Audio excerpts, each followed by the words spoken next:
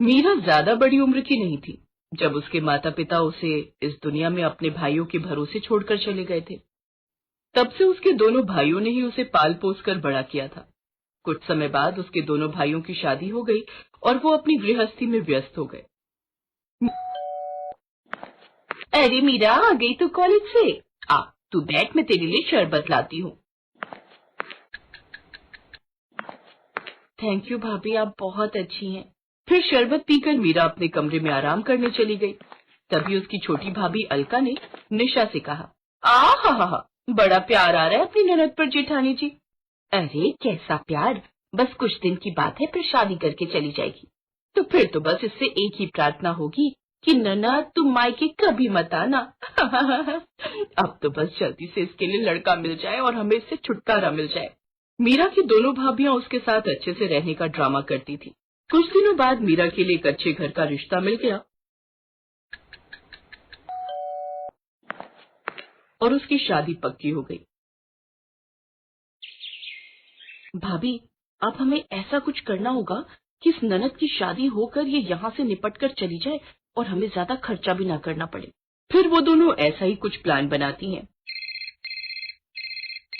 देखो, अब आप तो रिश्तेदार ही होने वाले हैं, तो आपसे क्या ही छुपाना। सच तो ये है कि हमारे पास शादी में खर्च करने के लिए ज्यादा पैसे नहीं है, इसलिए कोई बात नहीं भाभी, आप बिल्कुल भी फिक्र मत कीजिए, मैं कोई ना कोई जुगाड़ कर लूंगा। वो लड़के वालों से झूठ कहते हैं कि उन्हें काम में ज्यादा प्रॉफिट नहीं हो रहा, इसलिए अब शादी में खर्चा लड़के वाले ही करते हैं। मीरा ब्याह कर अपने ससुराल चली जाती है।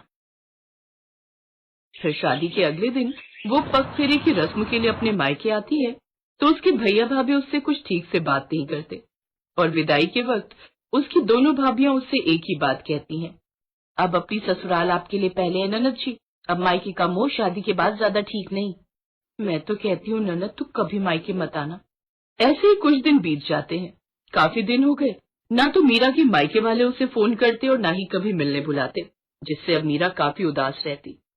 फिर एक रोज, क्या हुआ बहू, तुम थोड़ी परेशान दिखाई दे रही हो, मुझसे कहो, मैं भी तो तुम्हारी माँ हूँ। माँ जी, शादी से पहले भैया भाभी मेरे से बहुत प्यार से बात करते थे, पर शादी के बाद मैं जब भी उनसे मिलने जाती हूँ वो मेरे से ठीक से बात ही नहीं करते और यहाँ तक कि मुझसे मिलने भी नहीं आते, और मुझे उन्होंने बुलाना भी बहुत कम कर दिया है। आखिर ऐसा क्या हुआ है जिस वजह से वो लोग मुझसे बात करने से कतराने लगे हैं? हो सकता है बहू, ये तुम्हारे मन का वहम हो। पहले तुम उनके साथ रहती थी ना, तो तुम्हें इस बात का एहसास नहीं होता था। अब तुम उनसे दूर हो, इसलिए तो उन्हें ज्यादा याद करने लगी हो, तभी तुम्हारे मन में ऐसे विचार आ रहे हैं। मुझे नहीं लगता कि ऐसा कुछ उनके मन में होगा। एक काम करो, तुम कुछ दिनों के लिए अपने मायके रहकर आ जाओ, इससे तुम्हारे मन का वहम भी दूर हो जाएगा और तुम्हारा उदास मन भी ठीक हो जाएगा। थैंक यू माँ जी, मैं तो पता नहीं क्या क्या सोच रही थी। मैं कल ही मायके रहने चली जाती हूँ। एक काम करती हूँ, मैं उन्हें कुछ बताऊंगी नहीं, उन सबको सरप्राइज दूंगी। अगले दिन मीरा अपने भैया भाभी को सरप्राइज देने के लिए अपने मायके पहुंचती है, पर वहां पर तो ताला लगा हुआ था। अरे, घर पर तो ताला लगा हुआ है, हो सकता है निशा भाभी और अलका भाभी कहीं बाहर गई हो। थोड़ा इंतजार कर लेती हूँ।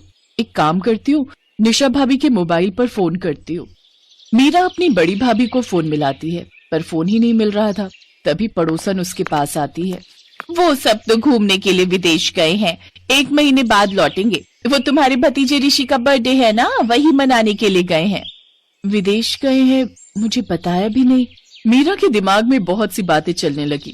अजय भैया और विजय भैया तो कह रहे थे कि मेरी शादी के लिए उन्होंने कर्ज लिया है, उनके पास शादी के लिए पैसे नहीं है। उलझन भरी बातें मीरा के दिमाग में चलती रहीं। जैसे ही वो वापस ससुराल पहुंची तो उसकी सास और पति दंग रह गए। क्या हुआ बहू, तुम लौट क्यों आई? भैया भाभी आउट ऑफ इंडिया गए हैं ऋषि का बर्थडे मनाने के लिए, सब लोग 1 महीने बाद लौटेंगे। मुझे एक बार भी फोन करके दोनों भैया और भाभी ने बताया तक नहीं। मैं यही सोच रही हूँ, कम से कम एक फोन तो कर देते। हमसे तो उन्होंने कहा था कि हमारे पास शादी के लिए पैसे नहीं हैं, इसीलिए अमित ने लोन लेकर पूरी शादी का खर्च उठाया था। वैसे मुझे ये बात कहनी नहीं चाहिए बहू, पता नहीं तुम क्या सोचोगी, पर उन लोगों के पास विदेश घूमने के लिए पैसे कहाँ आए, जबकि पूरी शादी तो हमने की है, यही देखते हुए कि उनके पास शादी के लिए पैसे नहीं है। अगले 1 महीने तक मीरा के भाई भाभीयों ने एक भी फोन नहीं किया। अचानक 1 महीने बाद एक दिन जब मीरा अपने पति अमित के साथ बाजार गई हुई थी, वहीं उसकी दोनों भाभियां उसे दिखाई दी, पर वो दोनों उससे नजरें चुराने लगी। सुनो, ये तो निशा भाभी और अलका भाभी है ना? इसका मतलब ये लोग विदेश से वापस आ गए, पर इन्होंने आकर भी मुझे फोन नहीं किया। चलो तो मैं बात करती हूँ। छोड़ो ना मीरा, जब उन्होंने ही तुम्हें याद नहीं किया तो तुम क्यों उनसे बात कर रही हो? रहने दो। नहीं नहीं, ऐसे थोड़ी होता है। जरा पूछूं तो वो मेरी भाभियां हैं, उनसे ये सब पूछने का तो मेरा हक बनता है। रुको, मैं अभी पूछती हूँ। मीरा जैसे ही अपनी दोनों भाभियों के पास जाने लगती है, उसकी भाभियां उसे देखकर इग्नोर करके चली जाती हैं। निशा भाभी, अलका भाभी, इधर। अरे, मुझे देखकर भी अनदेखा कर दिया। मुझे कुछ समझ नहीं आ रहा, आखिर ये माजरा क्या है? मैंने तुम्हें बोला था ना कि मत जाओ। देखो, उन्होंने तुम्हें देखा फिर भी नहीं रुकी। चलो अब घर चलते हैं। मीरा घर आकर सारी बात अपनी सास को बताती है। अब तो ये सब सुनकर मुझे भी कुछ गड़बड़ लग रही है। तुम्हारे भैया भाभी तुम्हें अनदेखा क्यों कर रहे हैं? कुछ दिन इंतजार करो, देखते हैं, क्या पता वो खुद फोन कर लें। अगले कुछ दिनों तक मीरा ने वेट किया, फिर भी किसी का भी फोन उसके मायके से नहीं आया। एक दिन मीरा अपनी सास के साथ किसी काम से बाजार से लौट रही थी, तो रास्ते में उसे अपने पापा के खास वकील दोस्त मिस्टर शर्मा मिल गए, जिनसे उसे एक ऐसी बात पता चली जिसे सुनकर वो और उसकी सास हैरान रह गए। मुझे तो हैरानी हो रही है मीरा बिटिया कि तुम्हारे दोनों भाइयों ने बंटवारे का हिस्सा तुम्हें नहीं दिया, जबकि तुम्हारे पापा तो 3 हिस्से करके गए थे। उन्होंने तुम्हारी वसीयत में यही लिखा था कि तीसरा हिस्सा तुम्हारी शादी और तुम्हारे दूसरे खर्चों के काम आएगा। पता नहीं अचानक से तुम्हारे दोनों भाइयों ने मुझे मना कर दिया और मेरी जगह किसी और वकील को हायर कर लिया। मुझे बात ही समझ नहीं आई। अब मैं क्या ही बोलता कि मुझे क्यों हटा रहे हो। मेरा बोलना भी सही नहीं था ना। कहीं ना कहीं मुझे लगता है कि तुम्हारे भाई भाभीयों ने तुमसे बेईमानी की है। एक बार वो कहते तो सही कि बहन, हम तुझे बंटवारे का हिस्सा नहीं देना चाहते, तो मैं हंसते हंसते वो पैसे उन्हें दे देती। अरे, मैं तो उनकी सगी बहन हूँ। वो मुझसे जान भी मांगते तो मैं दे देती, पर उन्होंने मुझसे इस तरह झूठ और बेईमानी के सहारे बर्ताव किया है, वो माफी के लायक ही नहीं है। प्लीज अंकल, मुझे किसी भी तरह अपने भाइयों से अपना हिस्सा लेना है। ठीक है, मैं तुम्हारी मदद जरूर करूंगा बेटी। है मीरा, तुमने बिल्कुल सही फैसला लिया है। मैं और बाकी घर के लोग भी तुम्हारे साथ हैं। Thank you mummy ji, thank you so much. मुझे पता है कि आप लोग बहुत अच्छे हैं। आपने खुद ही सारी शादी का खर्च उठाया था, ये बात मैं कैसे भूल सकती हूँ। अब मैं अपने भाई भाभीयों से अपने पापा की जायदाद का हिस्सा जरूर लूंगी, जो वो मेरे लिए छोड़ कर गए हैं। वकील मिस्टर शर्मा की हेल्प से मीरा को अपने पिता की जायदाद में से तीसरा हिस्सा मिल जाता है, जो वो उसके नाम करके गए थे। पर मीरा को इस बात का दुख था कि उसके भाई पैसों के लिए उसके साथ गलत हो गए। आज से मेरा कोई मायका नहीं है। भूल जाना कि आपकी कोई बहन भी थी। ऐसा मत कह मीरा, हमसे गलती हो गई।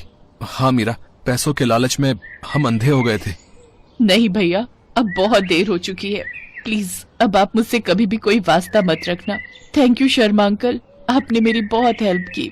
मीरा की आंखों में आंसू थे। उसने हमेशा के लिए अपने भाइयों से मुंह मोड़ लिया। शायद उसके भाई भाभीयों के लिए यही सबसे बड़ी सजा थी। आज उनकी भाभीयों का कहा सच हो गया। अब उनकी ननद कभी मायके नहीं आएगी। लेकिन सच तो ये था कि आज उन्हें अपनी ननद की अहमियत का पता चल गया, और अब वो दिल से चाहती थी कि उनकी ननद मायके आए। लेकिन उस दिन के बाद मीरा ने कभी अपने मायके की तरफ पलट कर नहीं देखा।